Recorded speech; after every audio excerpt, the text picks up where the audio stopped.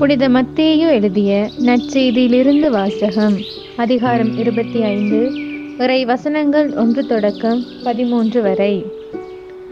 அக்காலத்தில் இயேசு தம் சீடர்களுக்கு கூறியது: அந்நாளில் விண்ணரசு எவ்வாறு இருக்கும் என்பதை பின்வரும் நிகழ்ச்சி வாயிலாக விளக்கலாம்.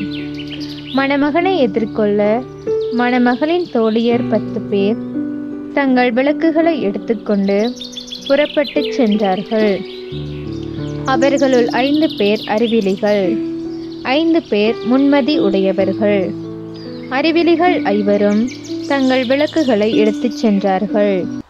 ஆனால் தங்களோடு எண்ணெய் எடுத்துச் செல்லவில்லை. முன்மதியுடையோர் தங்கள் விளக்குகளுடன் கலங்களில் எண்ணெய் எடுத்துச் சென்றனர்.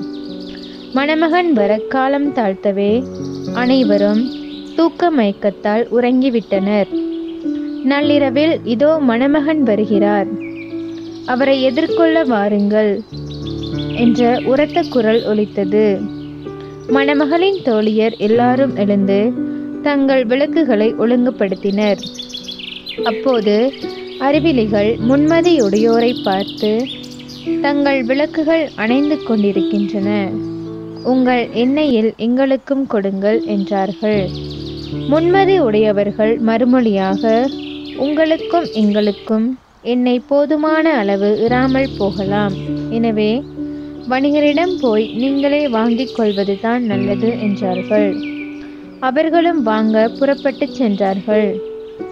அப்போது மணமகன் வந்துவிட்டார். ஆயத்தமாயிருந்தவர்கள் அவரோடு திருமண மண்டபத்துக்குள் புகுந்தார்கள். கதவும் அடைக்கப்பட்டது. பிறகு மற்ற தோழிகளும் வந்து, ஐயா ஐயா, எங்களுக்கு கதவை திறந்துவிடும் என்றார்கள். அவர் மறுமொழியாக, உறுதியாக உங்களுக்கு சொல்கிறேன், எனக்கு உங்களை தெரியாது என்றார். எனவே விழிப்பாயிருங்கள், ஏனெனில் அவர் வரும் நாளோ வேலையோ உங்களுக்கு தெரியாது. இது ஆண்டவர் வழங்கும் அருள்வாக்கு. இறைவா, உமக்கு நன்றி.